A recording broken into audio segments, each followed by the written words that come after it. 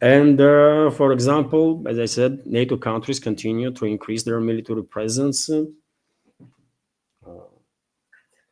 Okay, okay. And well, NATO countries are continuing to increase their military presence in Middle East direction.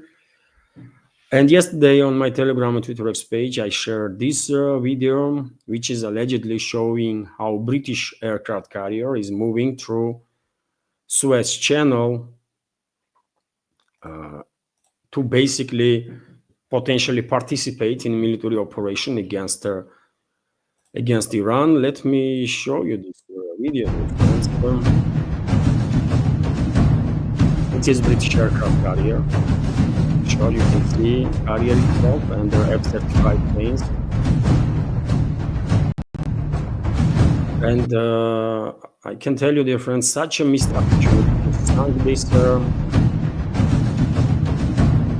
vessel. Such a missed opportunity. If I was head of Russian GRU, so-called GRU, I would definitely don't miss this opportunity to take it out as a retaliation for British involvement in recent attacks on Russian nuclear triad.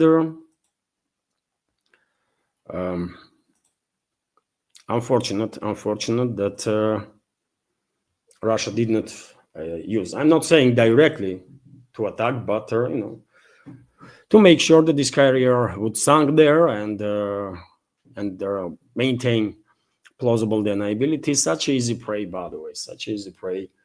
You can use underwater drones. You can do many stuff, by the way. And they are most vulnerable while they are passing through Hormuz Strait, isn't it? Such a missed opportunity to take it out. But anyways, I just want to highlight that UK is also deploying its vessels, allegedly, its Navy vessels, its aircrafts towards the Middle East to participate in aggression against Iran. This is Queen Elizabeth, allegedly, and another aircraft carrier, by the way, is also in Indian Ocean. So UK has 2 aircraft carriers, and both are now in and around the Middle East, and probably ready as much as they can be to attack Iran. And well, on the matter of British aircraft carriers, a few days ago, a report broke, and initially I was a bit skeptical about this, but now RT is also reporting that British F-35 jet are grounded in southern India. So British F-35B Lightning II stealth fighter jet has been grounded at the Tiruvananthapuram airport in southern India since making an emergency landing on Saturday. British aviation engineers, this plane landed there a week ago already. Wow. And still is there.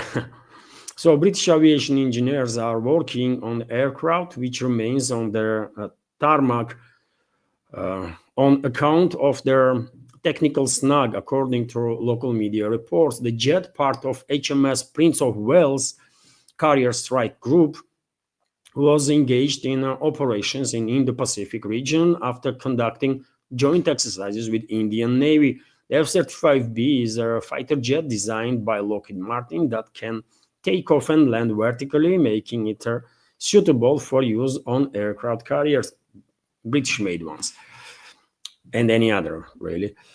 On Saturday night, their aircraft made an emergency diversion towards this Indian airport due to low fuel levels. A report by NDTV said it made an emergency landing after encountering bad weather, which prevented it from returning to the carrier. And I think it's not just the fuel, by the way. This is easiest explanation, but probably plane experienced some serious technical difficulties. Otherwise, this plane would be on an aircraft carrier itself already, right? But it's not just about F-35. It's about this second aircraft carrier, of UK that is also in the region now, not far away from Middle East, from Persian Gulf, and probably will participate in direct attacks on India. Hopefully, China, Russia, some other countries will provide Iran with their intelligence on location of this aircraft carrier, and hopefully India has enough long-range anti-ship missiles to take some action. Hopefully, I mean, I think UK has far too many aircraft carriers. They don't need a single one, I believe. And after all, after recent attacks on Russian nuclear triad, every Russian citizen has every right to wish for destruction of military capabilities of UK and US, by the way. Both countries were engaged in that attack on Russian triad. So therefore, hopefully Iran will teach them a lesson with Russian support also, direct or indirect, but And when it comes to intelligence, I have no doubts that Russia and China will provide Iran with their not just intelligence, but some other assistance also. And again, either directly or indirectly, ways can be found. And according to reports right now, there is two Type 815, 815 reconnaissance ships of Chinese Navy in the Persian Gulf. And both these vessels are well capable of tracking not just planes, but also vessels, movement of the vessels, launches of the missiles. They can track basically everything that is happening in hundreds of miles around these vessels, right? So most likely Iran will receive not just satellite intelligence from friendly nations, but also intelligence from the intelligence assets that friends of Iran have in the Persian Gulf, in Arabian Sea, Indian Ocean, and so on. And that would be helpful. Main point is Iran to basically resist. As long as Iran is fighting back its enemies, friends of Iran will stand by Iran for sure, and assist with whatever is necessary. RIA Novosti, meanwhile, is reporting that Iran's health ministry updated information about casualties as a result of Israeli strikes, and at least 2,800 people have been injured as a result of Israeli attacks on Iran since June 13. Iranian health ministry is reporting hundreds of people, by the way, were killed. According to AP's recent report, more than 500 people were killed as a result of Israeli attacks, and more than half of these killed people were civilians. So Israel does what it was doing since the creation, basically, killing civilians left and right. That's what Israel does, by the way. And meanwhile, there are some consequences already for Israel for this unprovoked attack on Iran. And this information is connected with their economical situation in Israel. After carefully analyzing threat risks reports regarding their ongoing conflict between Israel and Iran, particularly their potential risks of sailing Israeli ports and their implications for their safety of our crews, Maersk has made the decision to temporarily suspend vessel calls at the port of Haifa, Israel, for Maersk operated vessels.